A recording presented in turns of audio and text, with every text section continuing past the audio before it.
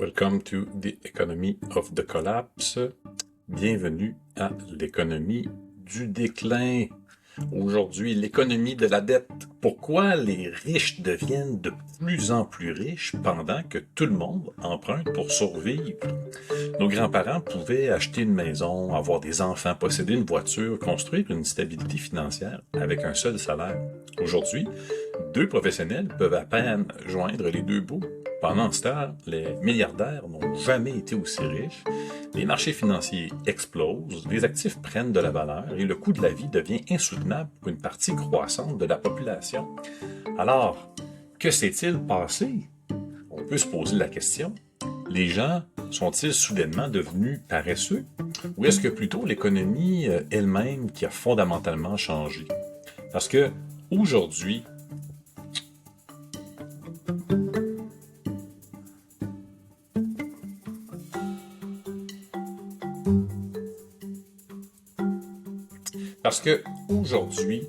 il semble que notre système récompense moins le travail, la productivité, l'épargne et davantage la dette, les actifs et l'ingénierie financière.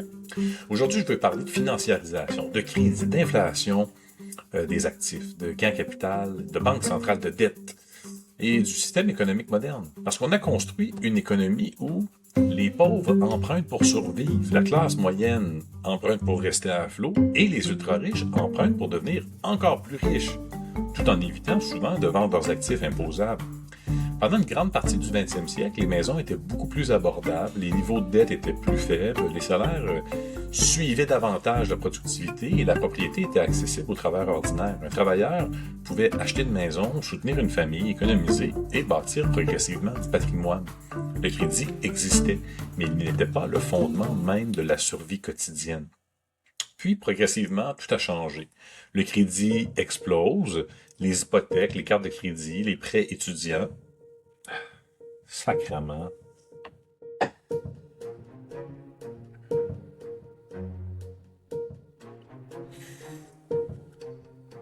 Le crédit explose, les hypothèques, les cartes de crédit, les prêts étudiants, financement automobile, marge, refinancement, dette à la consommation. Et l'économie devient de plus en plus dépendante des banques centrales, des taux d'intérêt bas et de l'expansion constante du crédit. Plus le crédit devient disponible, plus les prix augmentent. Hein? Ça, c'est la base. Là. Immobilier, actions, actifs financiers, terrain, investissement. Et ceux qui possèdent déjà ces actifs deviennent immensément plus riches uniquement à cause de ça. Voilà pourquoi plusieurs personnes ont aujourd'hui l'impression que la vie devient financièrement impossible parce que les salaires n'ont pas suivi. Pas suivi l'inflation immobilière, l'explosion des actifs, l'endettement généralisé. Donc, pour participer à la société moderne, les gens doivent maintenant financer, emprunter, refinancer, s'endetter, vivre en paiement mensuel permanent. Autrefois, on économisait avant d'acheter. Aujourd'hui, voitures financées, électroménager financé, des téléphones cellulaires financés, des études financées, des maisons financées, même de la consommation ordinaire est maintenant finançable sur Amazon. Même plusieurs travailleurs doivent maintenant emprunter simplement pour travailler, se loger ou maintenir un niveau de vie qui est passablement normal. Le crédit cesse d'être un outil et devient une condition de survie économique. Mais voici où l'histoire devient vraiment fascinante en fait. Les ultra-riches n'utilisent pas la dette comme les gens ordinaires. Les pauvres empruntent parce qu'ils manquent d'argent. Les riches empruntent parce qu'ils possèdent énormément d'actifs. Et cette distinction change tout. Dans le monde de la finance privée, il existe une stratégie souvent résumée ainsi. Buy, borrow and die. Acheter des actifs, immobiliers, actions, entreprises, ne jamais les vendre. Pourquoi? Parce que vendre déclenche souvent l'impôt sur les gains en capital. Alors, au lieu de vendre, les ultra-riches empruntent contre leurs actifs. Ils conservent ainsi leurs actions, leurs immeubles, leurs investissements, tout en utilisant l'argent emprunté pour financer leur style de vie. Et comme un prêt n'est généralement pas considéré comme un revenu imposable, l'impôt peut être reporté très longtemps. Des enquêtes de ProPublica ont documenté comment plusieurs milliardaires américains ont vu leur richesse exploser tout en payant relativement peu d'impôts sur leurs revenus comparativement à cette croissance patrimoniale. Pourquoi? Parce que les gains non réalisés ne sont généralement pas imposés. Et emprunter contre ces actifs ne déclenche pas l'impôt comme un revenu normal. Puis vient l'étape suivante, la protection intergénérationnelle du capital. Les ultra-riches ont souvent accès à des fiducies, des sociétés de portefeuille, de la planification successorale, des structures fiscales hyper sophistiquées avec de grands cabinets, des mécanismes de protection d'actifs complexes. Le point n'est pas tant que les riches ne paient jamais d'impôts. Le point est que le système traite souvent beaucoup plus favorablement les gains d'actifs, la détention patrimoniale et l'optimisation fiscale que le revenu ordinaire du travail. Et tranquillement, là, deux économies émergent.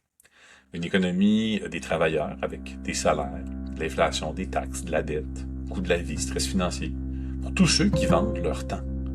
Et l'économie des détenteurs d'actifs. Appréciation, levier financier, croissance patrimoniale, optimisation fiscale, richesse intergénérationnelle. Et plus le temps avance, plus cet écart grandit, grandit et grandit. Et cela transforme la société elle-même. Les jeunes retardent des enfants, l'achat d'une maison, retardent la stabilité, vivent davantage dans l'endettement. La classe moyenne s'affaiblit. Le stress financier devient chronique. Pendant ce temps, les marchés explosent, les actifs montent, les ultra-riches prospèrent, et on peut les voir dans toutes sortes de reels sur leur yacht ou en hélicoptère. Et de plus en plus de citoyens, en voyant ça, ont l'impression que le système ne fonctionne plus pour eux. L'économie moderne ne produit plus seulement des biens, des services et de la prospérité. Elle produit aussi de la dette, de la dépendance financière et une concentration massive de richesses. Et peut-être que la plus grande ironie de notre époque est celle-ci. Les gens les plus dépendants de la dette paient le prix le plus élevé pour elle, pendant que ceux qui possèdent les actifs utilisent cette même dette pour devenir encore plus riches.